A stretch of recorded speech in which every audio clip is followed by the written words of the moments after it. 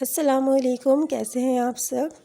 آج میں آپ لوگوں کے لیے چکن کے سالن کی ریسیپی لے کر آئی ہوں، تو چلیے ریسیپی کی طرف چلتے ہیں۔ تو یہاں ایک بول میں نے ڈال لیا تھا 1 ٹی اسپون نمک، 1 ٹیبل اسپون پسی ہوئی لال مرچ اور ½ ٹی اسپون پسا ہوا دھنیا۔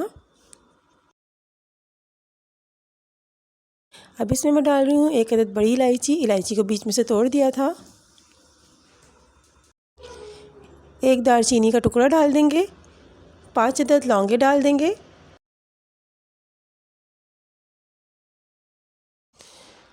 12 عدد اس میں ثابت کالی مرچ ڈال دیں گے۔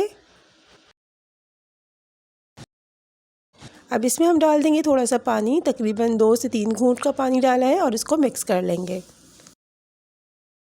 یہاں ایک پتیلے میں نے لیا ہے آدھا کپ تیل، اور اس میں ڈال رہی ہوں 3 عدد درمیانے سائز کی پیاز، جن کو میں نے سلائس کر لیا تھا۔ اسے ہم فرائی کر لیں گے گولڈن براؤن ہونے تک۔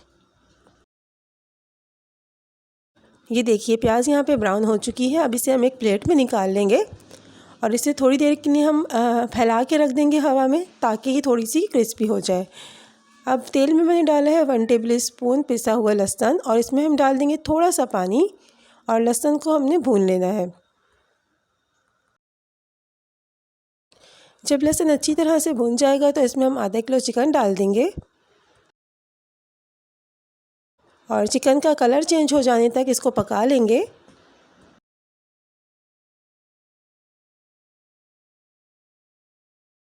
یہاں پر میں نے لی ہے آدھا کپ دہی۔ اب جو ہم نے پیاز براؤن کری تھی اسے ایک چاپر میں ڈال دیں گے، اور اس کے ساتھ ہی یہ دہی ڈال دیں گے آدھا کپ، اور اس کو پیس لیں گے۔ پیسنے کے بعد یہ کچھ اس شکل میں ہو جائے گی۔ یہاں پر چکن جو ہے اس کا بھی کلر چینج ہو چکا ہے۔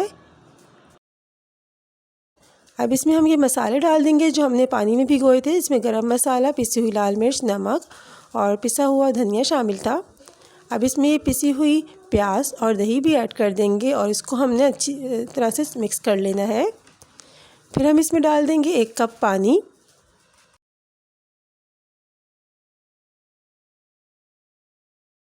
جب اس میں بوائل آ جائے گا تو ہم ڈھکن ڈھک کر چکن گل جانے تک اسے پکا لیں گے۔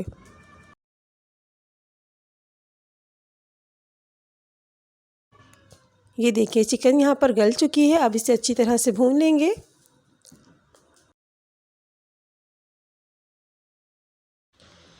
جب مسالہ بھون جائے گا تو ہم اس میں ڈال دیں گے 1 سے 1.5 کپ کے قریب پانی۔ جتنا شوربہ آپ رکھنا چاہیں اتنا آپ پانی ایڈ کر سکتے ہیں۔ 1 سے 1.5 کپ پانی بھی بالکل ٹھیک رہتا ہے۔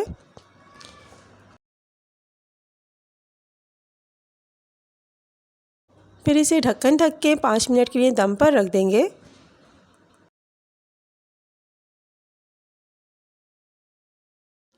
تو یہاں ہمارا مزیدار سا چکن کا سالن تیار ہے۔